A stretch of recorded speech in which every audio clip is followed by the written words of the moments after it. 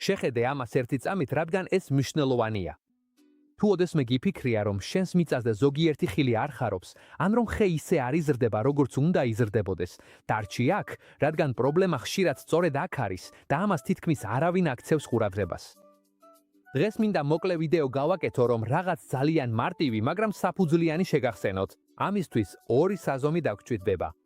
ისინი ძალიან მარტივად საშოვნელია, იაფია და მართლა ღირს მათი ყიდვა.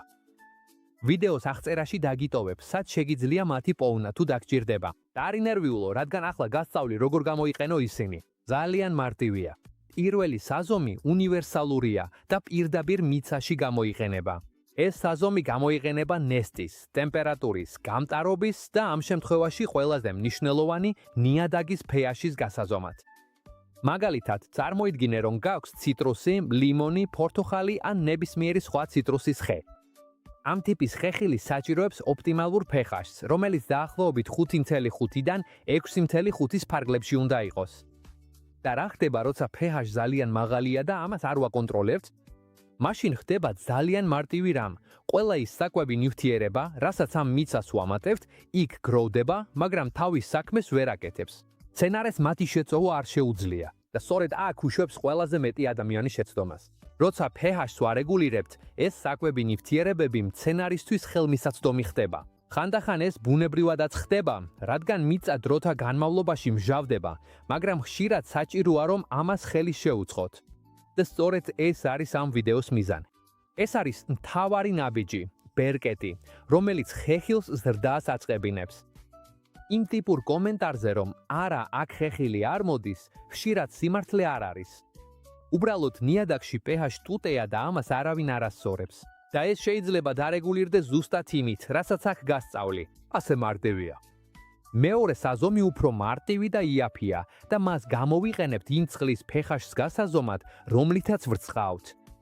ვსხამთ წყალს იმ ჭურჭელში, რომელსაც გამოვიყენებთ და ვიღებთ მაჩვენებელს.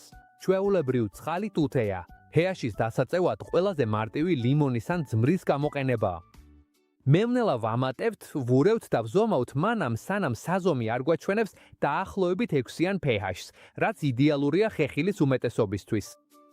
როდესაც წყლის pH-ს უკვე მოვარგებთ, ვრწყავთ მცენარეს და ნიადაგის pH უცებ შეიცვლება. მართალია, არა მყისიერად, მაგრამ ნელ-ნელა სუბსტრატი ეჩვევა და საბოლოოდ დგება ბალანსი. თუ ამას არ გავაკეთებთ, მცენარეს ყოველთვის ექნება საკვები ნივთიერებების ბლოკირება, თუნდაც ნიადაგი სავსე იყოს საკვებით. თუ ამას გავაკეთებთ, ეს მიკრო და მაკრო ელემენტები ხელმისაწვდომი ხდება და მცენარე მათ ითვისებს. ცვლილება აშკარად ჩანს, ფერი, სიცოცხლის უნარიანობა, ზრდა, ფოთლები, ღერო. აბსოლუტურად ყველაფერი უმჯობესდება. შემომახსენებ და იტყვი, როგორ არ ვიცოდი ეს ადრე? და ეს მხოლოდ ხეხილისთვის არ არის, ეს ეხება დეკორატიულ მცენარეებს, ბოსტანს, აბსოლუტურად ყველაფერს. ეს უნივერსალურია. მინდოდა ეს ვიდეო მოკლე ყოფილიყო, სწორედ იმისთვის, რომ შეგახსენოთ რაღაც, რასაც ბევრი ადამიანი ყურადღებას არ აქცევს, განსაკუთრებით ისინი, ვინც ხეხილსა და მცენარეებს უყვარვართ. ძალიან ბევრი ადამიანი აქ შეცდომას უშვებს და ვერ ხვდება, რომ ეს ძალიან მარტივად გამოსასწორებელია.